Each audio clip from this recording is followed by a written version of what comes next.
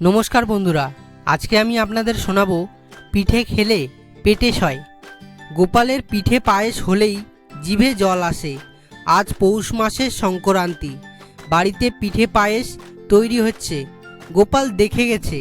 গোপাল সেদিন রাজবাড়ি গিয়ে মহারাজ কৃষ্ণচন্দ্রকে খানিকক্ষণ পরে বলল, হুজুর, আমার পেটের ব্যথাটা বড্ড বেড়েছে। আজ আমায় একটু তাড়াতাড়ি বাড়ি না ফিরলে যে চলবে না।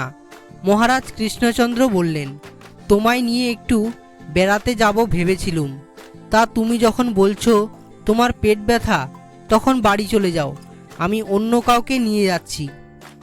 গোপালের এক হিংসুক প্রতিবেশী গোপালকে দুচক্ষে দেখতে পারত না। সে মহারাজ কৃষ্ণচন্দ্রকে বলল, হুজুর, গোপালের মোটেই পেট ব্যথা হয়নি। ওর বাড়িতে আজ পিঠে পায়েস তৈরি হয়েছে, আমি দেখে এসেছি। তাই গোপাল আপনাকে পেট ব্যথার ধাপ্পা দিয়ে তাড়াতাড়ি বাড়ি চলে গেছে। পায়েসের লোভে ঘরে পালানো? তাকে হাতে নাতে ধরার জন্য মহারাজ কিছুক্ষণ পরেই চাদরে মুখ ঢেকে গোপালের বাড়িতে হাজির হলেন। মহারাজ মাঝে মাঝে গোপালের বাড়ি যেতেন। গোপাল বারান্দায় বসে তখন মনের আনন্দে পিঠে খাচ্ছিল। সামনে এক বিরাট থালায় নানা রকমের পিঠে পায়েস। গোপাল কোনো দিকে নজর না দিয়েই গোপাগপ খেয়েই যাচ্ছিল মনের আনন্দে। ছদ্মবেশ খুলে গোপালকে চমকে দেওয়ার পর মহারাজ বললেন, গোপাল, এ কি দাওয়াই চলছে? তুমি না পেট ব্যথার নাম করে ছুটি নিয়ে বাড়ি এলে, এখন তো দেখছি দিব্যি পিঠে খাই কি খাই, তোমার পেটে ব্যথা?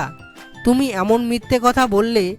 গোপাল পিঠে খেতে খেতে শিয়ানার মতো হাসতে হাসতে বলল, হুজুর, আমার পেটে ব্যথাই হোক আর আমাশাই হোক, পিঠে খেলে পেটে সয়। মাঝে মাঝে আমার পেট ব্যথা হয় হুজুর, এ হলো পিঠে খাওয়া পেট ব্যথা। পিঠে যদি আজ এসে না খেতাম তবে আজকেই অক্কা পেতাম। তা হুজুরকে এই সামান্য আয়োজনে তো আমন্ত্রণ জানাতে পারি না। নিজ গুণে আপনি এসেছেন, কৃপা করে আপনিও পিঠে পুজো গ্রহণ করুন। ধন্য হই আমি আমার বংশজেরা। বন্ধুরা, ভিডিওটি যদি ভালো লাগে তাহলে একটি লাইক করে দিন এবং চ্যানেলে পাশে থাকার জন্য সাবস্ক্রাইব করে বেল আইকনটি বাজিয়ে দেবেন এবং ভিডিওটি যদি ইন্টারেস্টিং মনে হয় তাহলে বন্ধুদের মাঝে শেয়ার করে দেবেন। ধন্যবাদ।